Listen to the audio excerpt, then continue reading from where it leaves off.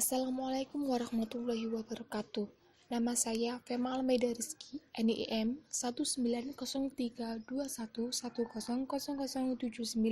kelas Agribisnis A. Pada kesempatan kali ini, saya akan menjelaskan isi poster saya yang berjudul Pemetaan Struktur Pasar Output dan Pasar Input. Untuk memenuhi ujian tengah semester mata kuliah Ekonomi Mikro 2 yang diampu oleh Bu Elis Fauzia. Berikut poster saya. Pemetaan struktur pasar output dan pasar input.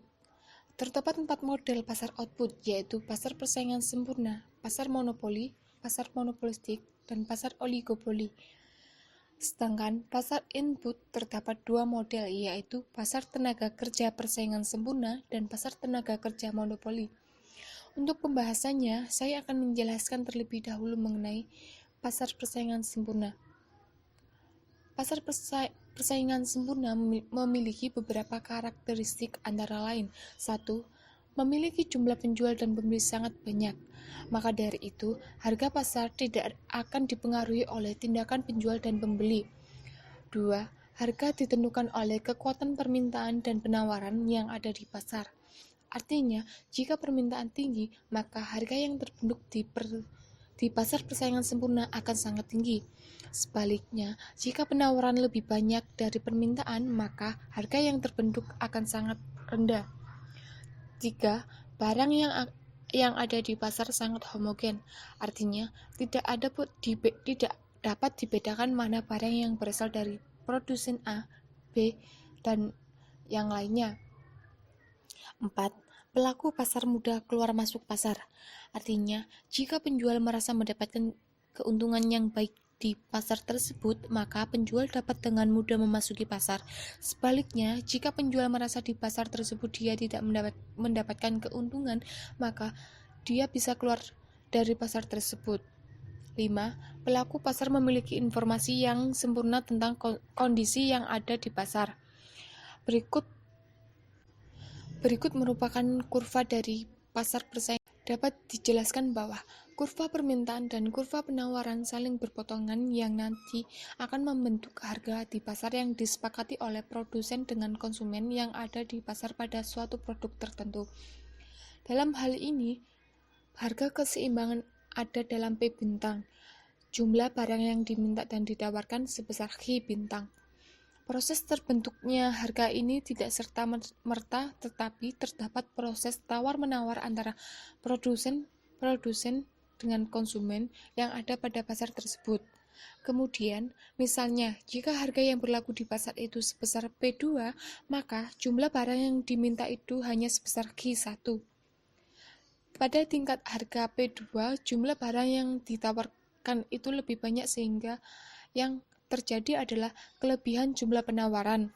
Jika terjadi jumlah penawaran, maka harga barang itu akan terdorong ke bawah dan begitu sebaliknya. Berikut yaitu pasar monopoli. Pada bentuk pasar monopoli ini sangat berlawanan dengan pasar persaingan sempurna. Beberapa karakteristik pasar monopoli antara lain: 1. Hanya ada satu penjual. Yang dimaksud bahwa satu orang penjual ini dihadapkan dengan banyak pembeli. 2. Tidak ada substitusi produk yang mirip atau sulit untuk ditemukan produk substitusinya yang memiliki kemiripan. 3.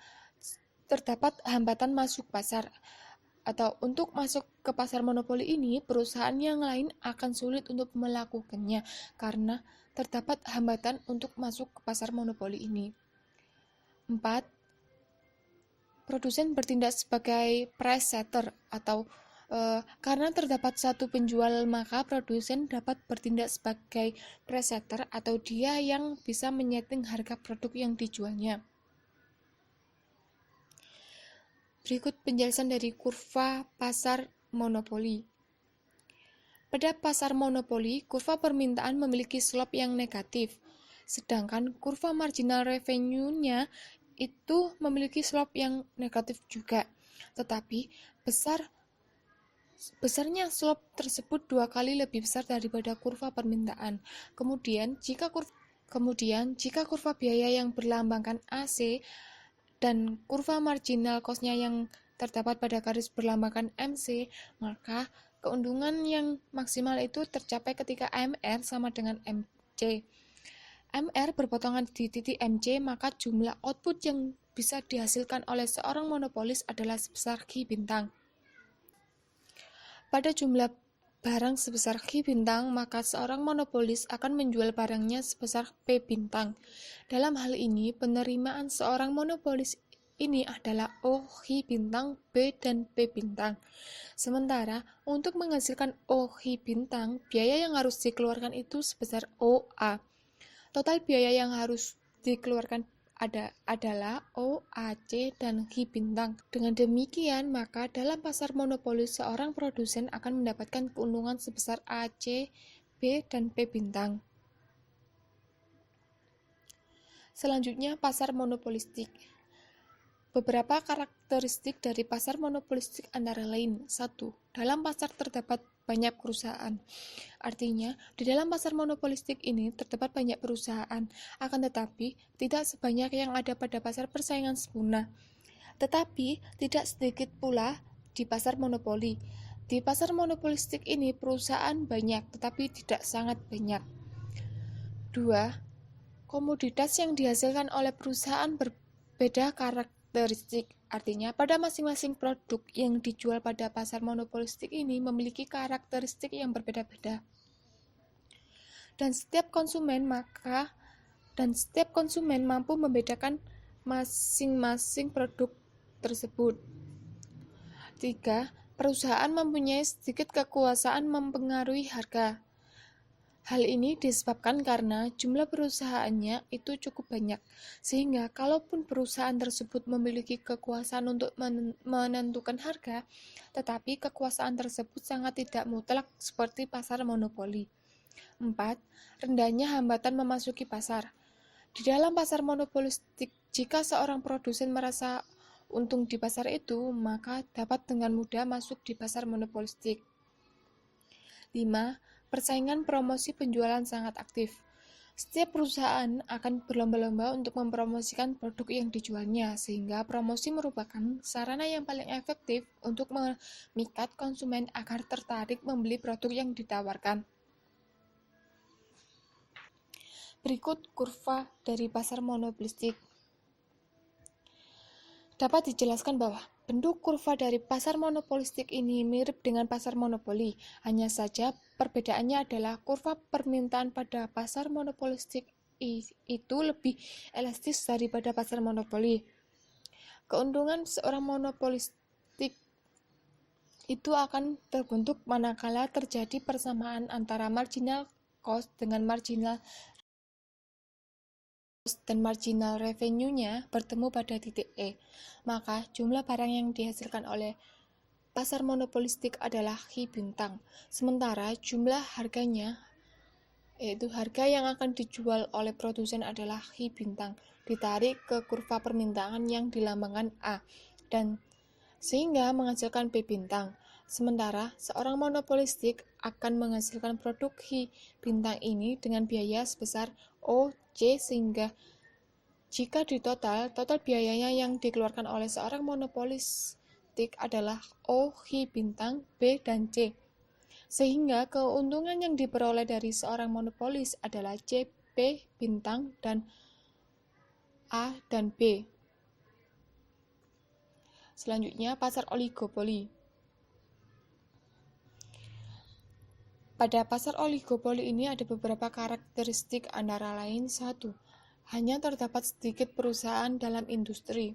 Artinya, dalam menentukan suatu industri masuk dalam pasar oligopoli atau tidaknya adalah dengan melihat penguasaan pangsa pasarnya dari beberapa perusahaan ini dapat dilihat dari rasio konsentrasi suatu industri. 2. Produknya homogen atau terdiferensiasi. Dilihat dari sifat output yang dihasilkan. Pasar oligopoli merupakan peralihan dari pasar persaingan sempurna dengan monopoli.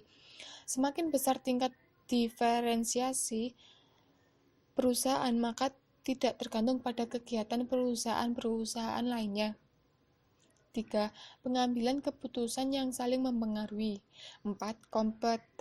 Kompetisi non-harga.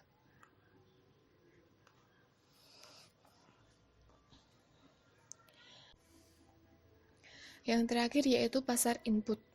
Pasar input adalah suatu pasar yang dimana tempat berinteraksinya permintaan dan penawaran input atau sumber daya produksi, yang menyediakan faktor produksi yaitu tenaga kerja, modal, dan sumber daya alam. Tidak berwujud secara fisik, tetapi berwujud kegiatan dan permintaan dan penawaran dilakukan dengan jumlah yang besar. Pasar input terdapat dua model. Yang pertama yaitu pasar tenaga kerja PPS. Di dalam pasar terdapat banyak perusahaan yang membutuhkan tenaga kerja, tetapi tenaga kerja tidak menyatukan diri dalam serikat buruh yang akan bertindak sebagai wakil mereka. 2. Pasar tenaga kerja monopoli. Pada pasar monopoli, perusahaan hanya menerima upah yang ditetapkan pekerja. Salah satu bentuknya adalah serikat pekerja. Seperti halnya karakteristik monopoli, serikat pekerja menetapkan upah yang lebih tinggi dibandingkan dengan keseimbangan kompetitif. Dan penjelasan dari saya mengenai pemetaan struktur pasar output dan pasar input. Kurang lebihnya mohon maaf. Wassalamualaikum warahmatullahi wabarakatuh.